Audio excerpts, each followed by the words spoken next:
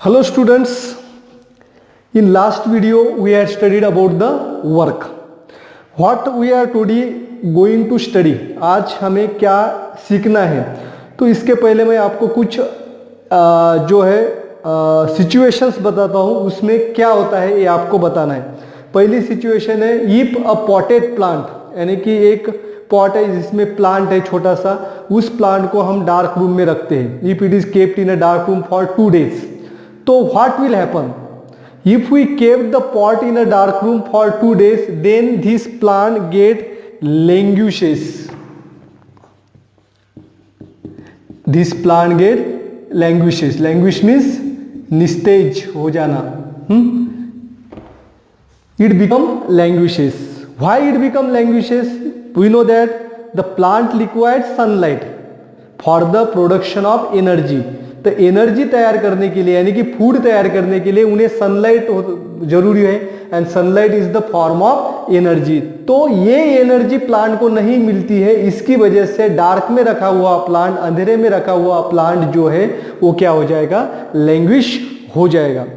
On increasing what will happen, अब क्या होगा, if we increase the volume of our music system और TV beyond the limit, सबसे ज्यादा फुल वॉल्यूम अगर हमने हमारा म्यूजिक सिस्टम का और टीवी का कर दिया तो क्या होगा, the all pots on in your kitchen starts to vibrates and also the music system start to vibrate. Music system जो है उसमें वाइब्रेशन होगा और हमारे घर के अंदर जो पॉट रखे हुए, बर्तन रखे हुए, वो भी हिलने लगेंगे। Why it has been vibrating, तो ये क्यों हिलते हैं, क्योंकि आवाज बढ़ने की वजह से, the sound is the form of energy, तो आवाज जो है एक एनर्जी का फॉर्म है और ये एनर्जी सबसे ज्यादा होती है, उसकी वजह से हमारे घर के अंदर जो बर्तन है उसमें वाइब्रेशंस होता है।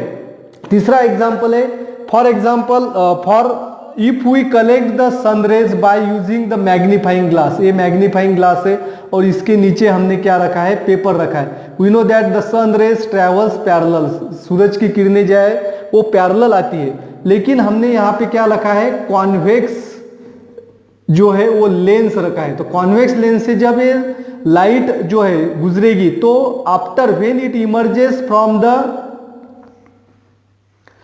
Convex lens it can be accumulate on a place, it means that they are converge at a point on a paper। तो पेपर पे एक जगह पे सभी रेज क्या हो जाएंगे, जमा हो जाएंगे, इसकी वजह से पेपर स्टार्ट्स टू बर्न, तो उसकी वजह से पेपर जो है वो जलने लगता है।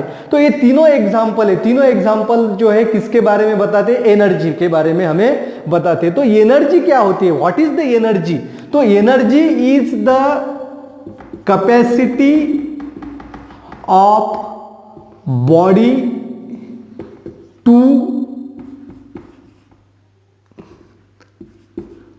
Perform work is called as energy.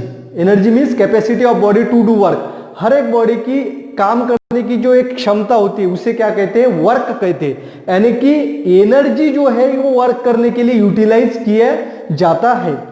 Last video में हमने वर्क के बारे में पढ़ा था, तो वर्क और एनर्जी दोनों का यूनिट सेम होता है, क्योंकि energy is measure in term of work. तो वर्क का एसआई सिस्टम में यूनिट जो है, SI unit of energy, it is joule, JOULE, and it symbol is capital J, बराबर है। तो वर्क का यूनिट भी एसआई सिस्टम में जूल है और एनर्जी का यूनिट भी एसआई सिस्टम में क्या है, जूल ही होता है।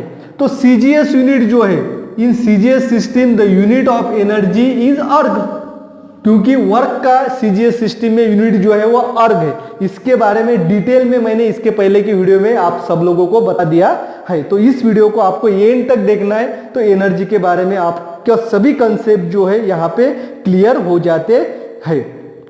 तो there are various forms of energy, energy exist in different forms, अलग अलग फॉर्म में एनर्जी होती है।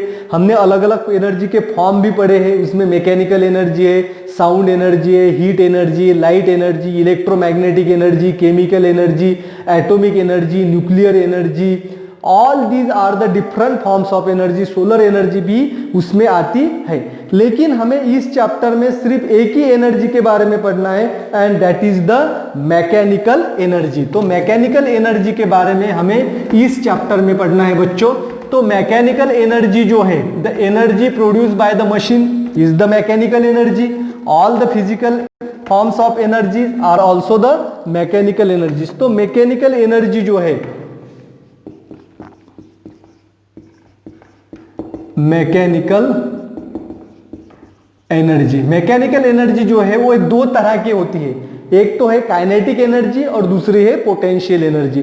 पिछले क्लासेस में हमने पढ़ा है कि मैकेनिकल एनर्जी के ये दो फॉर्म्स होते हैं, काइनेटिक एनर्जी और पोटेंशियल एनर्जी. तो अब हम सबसे पहले पढ़ेंगे काइनेटिक एनर्जी के बारे में.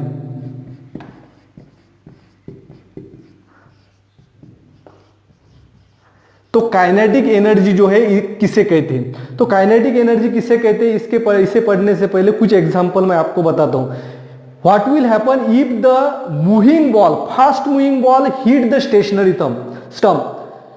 एक बॉल जो है खूब जोर से आ रहा है और स्टंप को स्ट्राइक करता है, तो क्या होगा, the stump will fly away. Stump जो है वो बाहर मूव होगा, वो फ्लाई होगा, उड़ जाएगा.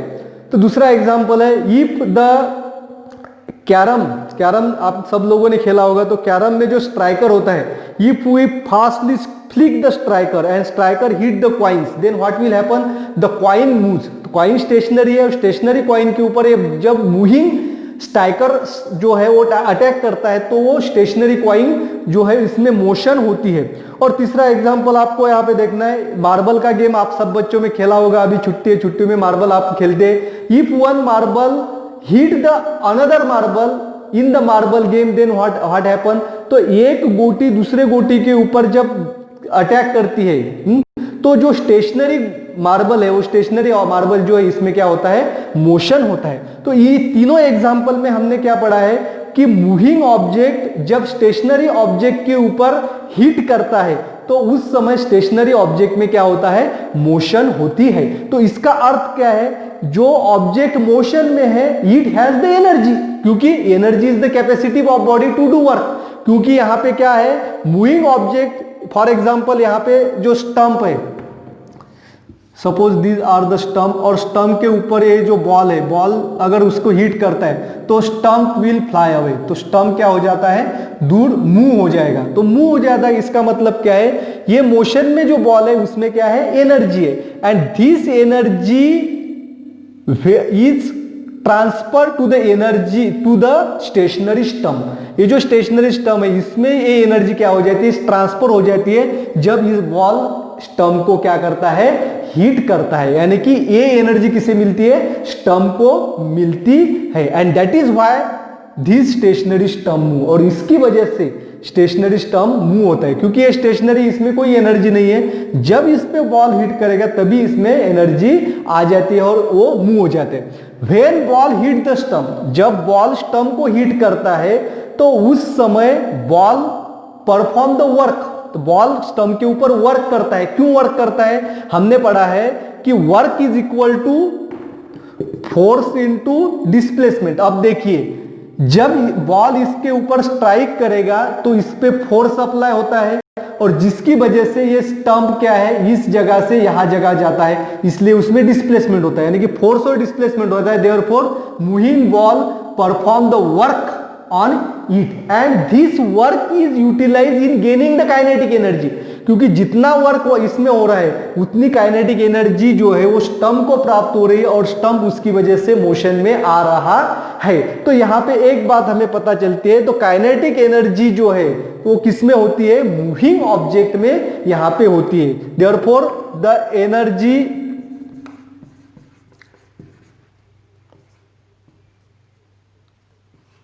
of an object due to motion is called as kinetic energy. जो भी ऑब्जेक्ट मोशन में है, तो मोशन में जो ऑब्जेक्ट है उसमें जो एनर्जी होती है उसे काइनेटिक एनर्जी कहते हैं. तो काइनेटिक एनर्जी जो है, kinetic energy is gain work. जब यहाँ पे वर्क होगा तो वो उतनी काइनेटिक एनर्जी यहाँ पे गेन होती है. तो kinetic energy gain is equal to the work done on the object. Therefore kinetic energy is equal to work.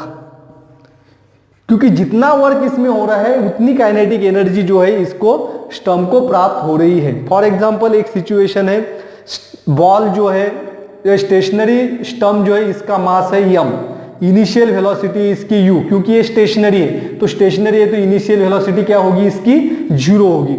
जब इसके ऊपर बॉल अटैक करता है तो इसमें फोर्स अप्लाई होता है and due to this force the stump moves, तो इसमें डिस्प्लेसमेंट हुआ है, यहां से यहां तक स्टंप आया है तो इसमें डिस्प्लेसमेंट हुआ है s in time t and due to this the acceleration is produce in the stump, और इस स्टंप में क्या प्रोड्यूस होता है, एक्सेलरेशन प्रोड्यूस होता है। तो हमें वर्क का फॉर्मूला पता है, work is equal to force into displacement, the work is done on the stump is equal to the force and displacement.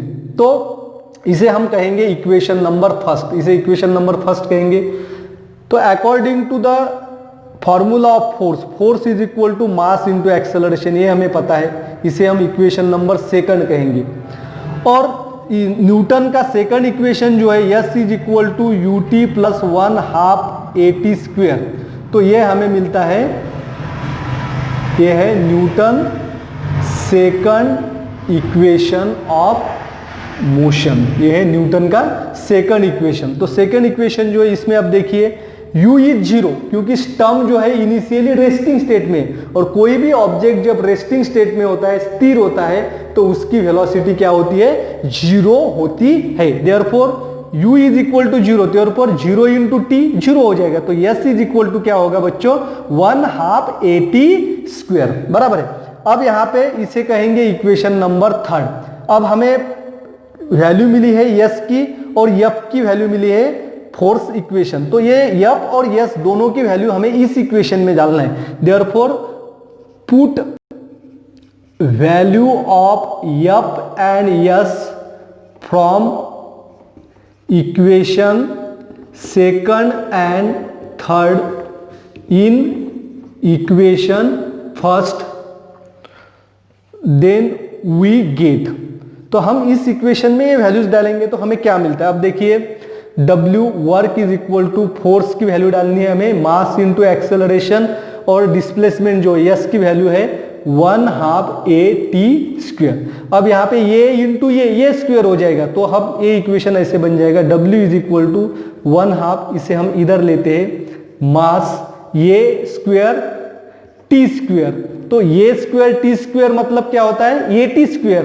तो हम इसे ऐसे भी लिख सकते हैं 1/2 AT स्क्वायर। तो हमारा इक्वेशन बन गया। अब यहाँ पे मैं लिखता हूँ W is equal to 1/2 AT square. आ गया समझ में।